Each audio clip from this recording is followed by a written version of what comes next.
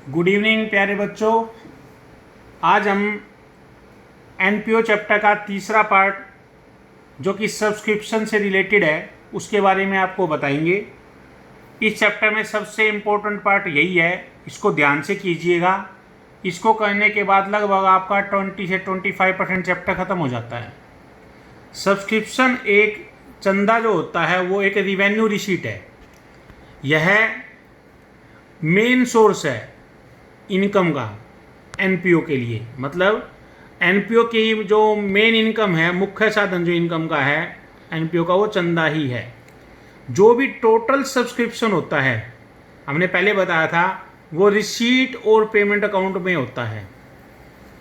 चाहे वो previous year का हो, चाहे वो करंट ईयर का हो, चाहे वो नेक्स्ट ईयर का हो, सभी का टोटल मिलाकर जो नगद में प्राप्त होता है उसको हम रिसीट और पेमेंट अकाउंट में लिखते हैं।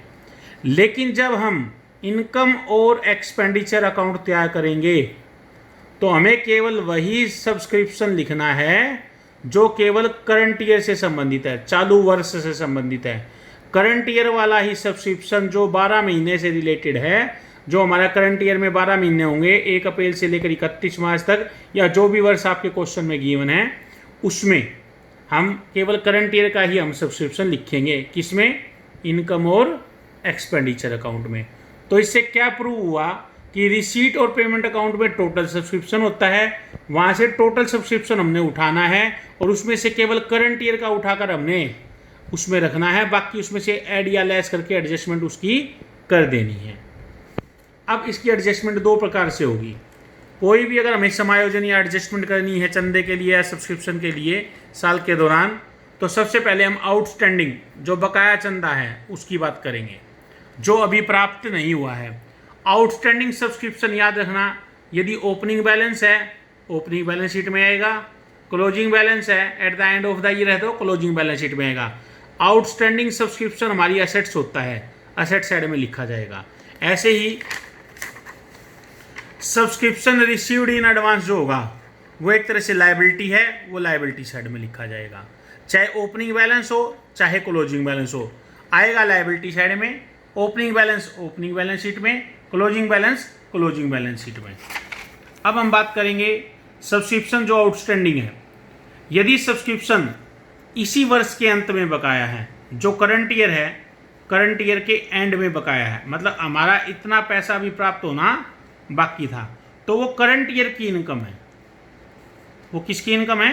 करंट ईयर की। तो उसे करंट ईयर के जब हम इनकम और एक्सपेंडिचर बनाएंगे उसके सब्सक्रिप्शन में उस अमाउंट को ऐड किया जाएगा।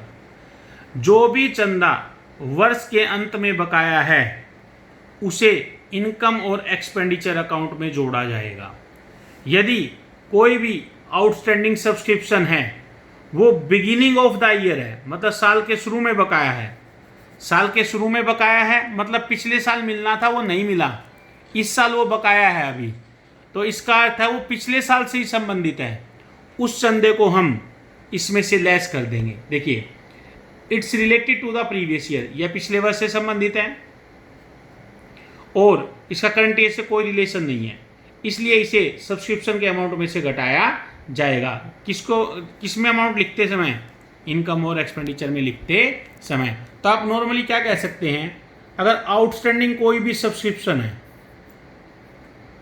अगर वो बिगिनिंग में है तो उसको लेस करना है, और यदि वो एट द एंड है तो वो करंट ईयर से रिलेटेड है, इसी साल का बकाया तो उसको ऐड करना है। और आउटस्टैंडिंग सब्सक्रिप्शन हमेशा कौन सी साइड में आएगा? एसेट साइड में। अब हम बात करेंगे subscription received in advance. Advance कभी भी मिले लायबिलिटी होगा और लायबिलिटी साइड में दिखाया जाएगा। ओपनिंग बैलेंस है तो ओपनिंग बैलेंस शीट में आ जाएगा, क्लोजिंग बैलेंस है तो क्लोजिंग बैलेंस शीट में आ जाएगा। सब्सक्रिप्शन यदि साल के शुरू में एडवांस मिला है, subscription received in the advance at the end of the beginning of the year. यदि सब्सक्रिप्शन आपका साल के शुरू में एडवांस मिल गया, तो साल के शुरू में एडवांस मिला है तो इसी वर्ष से संबंधित है, तो वो हमारे इसी वर्ष की इनकम है, करंट ईयर की इनकम को ही इनकम और एक्सपेंडिचर में लिखते हैं। इसलिए इनकम और एक्सपेंडिचर में करंट ईयर का सब्सक्रिप्शन जो हमारे को साल के शुरू में एडवांस मिला है उसको जोड़ा जाएगा। यदि हमें सब्सक्रिप्शन साल के अंत में एडवांस में मिला है साल के अंत में कोई चीज़ एडवांस मिली है तो उस अगले साल से रिलेटेड है, इसलिए अगले साल से रिलेटेड होने के कारण उसे हम घटाएंगे क्योंकि वो इस वर्ष की इनकम नहीं है, तो हम सब्सक्रिप्शन में से उस एडवांस अमाउंट को लेस कर देंगे। अब नॉर्मली मैं 2 बातें आपको बता रहा हूँ, फिर इसके बाद हम डीके गोयल सर की बुक में से 6 और 7 का इलस्ट्रेशन जो भी होगा देख लेंगे। सबसे पहले हम बात करेंगे आउटस्टैंडिंग की, फिर बात करेंगे हम एडवांस सब्सक्रिप्शन की। बात कर रहे हैं हम सब्सक्रिप्शन की। अगर एडवांस एंड में है, at the end of the year आपने सब्सक्रिप्शन को, आउटस्टैंडिंग और एडवांस 2 बातें हैं बेटा, एंड और बिगिनिंग। और एडवांस भी याद रखना बिगिनिंग में है और एंड में है।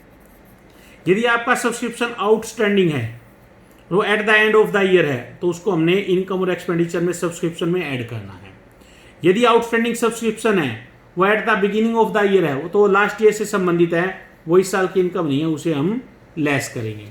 इसी प्रकार हम एडवांस की बात करेंगे कि कोई भी एडवांस सब्सक्रिप्शन आपको मिला है at the beginning of the year है तो वो करंट ईयर से रिलेटेड है, तो उसको हम ऐड करेंगे।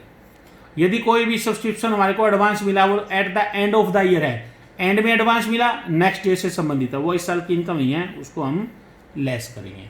अब हम आपको एग्जाम्पल 6 या 7, किसी बुक में 7 है, किसी में 6 है, नई बुक में हो सकता है 7 या 8 हो, फिर भी मैं आपको एग्जाम्पल दिखा रहा हूं और मैं करवाने जा रहा हूं आपको। हम एग्जाम्पल नंबर 6 पढ़ने जा रहे हैं। यह डीके गोयल सर की बुक है, इसमें example number 6, following is the information relating to the subscription of Savera club for the year ended 31 March 2016। जो भी सब्सक्रिप्शन हमें टोटल दे रखा है उसको हम उठाएंगे और इनकम और एक्सपेंडिचर अकाउंट की क्रेडिट साइड में लिख देंगे। हमने यहाँ पर इसको लिख दिया। अब देखिए वही बातें, अगर आउटस्टैंडिंग सब्सक्रिप्शन है तो वो at the end of the year है या at the beginning of year है, दोनों में आउटस्टैंडिंग कोई भी होगा कहाँ आएगा, एक तो असेट साइड में, एडवांस कोई भी होगा वो आएगा हमेशा लायबिलिटी साइड में। अब ये आउटस्टैंडिंग जो सब्सक्रिप्शन है अगर एंड के साल के एंड में है या साल के बिगिनिंग में है, एंड में है तो ऐड करेंगे, साल के बिगिनिंग में है तो लेस करेंगे। ये देखिए हमारा जो वर्ष है वो 31 मार्च 2016 को समाप्त हो रहा है, तो साल हमारा अप्रैल में शुरू होगा, 15 में एंड हो रहा है हमारा 16 में। अब हम इस क्वेश्चन को देखेंगे कि देखिए इस दूसरी लाइन को, सब्सक्रिप्शन आउटस्टैंडिंग ऑन 31 मार्च 2015, ये साल के पिछले वर्ष के अंत का सब्सक्रिप्शन आउटस्टैंडिंग है, वो इस साल की इनकम नहीं है, तो उसे इस वर्ष लेस किया जाएगा। इसी प्रकार जो सब्सक्रिप्शन इसी साल के अंत में है, ये रहा 4th पॉइंट है या 5th पॉइंट है, देखिए रहा, इसे इस वर्ष की इनकम मानेंगे क्योंकि इस वर्ष ये प्राप्त होना भी बाकी है, इसको ऐड किया जाएगा। ये हमने ऐड कर दिया। अब हम एडवांस की बात करेंगे। यदि एडवांस हमारा साल के बिगिनिंग में है तो इस वर्ष से रिलेटेड है, उसे ऐड करेंगे, और यदि सब्सक्रिप्शन हमारे को एडवांस मिला है पर साल के अंत में मिला है तो उसे लेस करेंगे। ये देखिए, subscription received in advance on 31 मार्च 2015, ये लास्ट ईयर में एडवांस मिला था, तो ये 15-16 की इनकम है, इसको ऐड किया जाएगा। और ये subscription received in advance on 31 March 2016, ये साल के अंत में मिला है, ये अगले वर्ष की इनकम है 4670, इसको लेस किया जाएगा।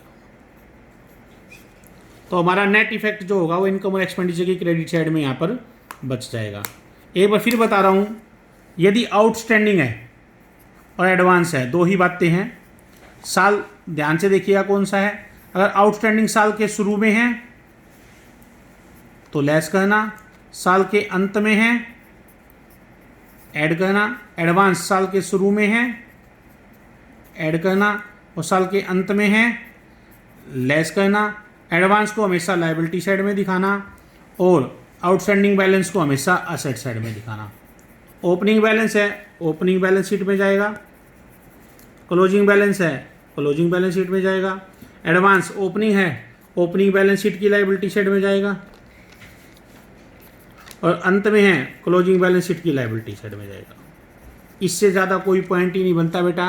पहले आप ये कीजिए, अगले लेक्चर में फिर आपको एक किसी दूसरी आइटम से रूबरू कराएंगे। Thanks lot.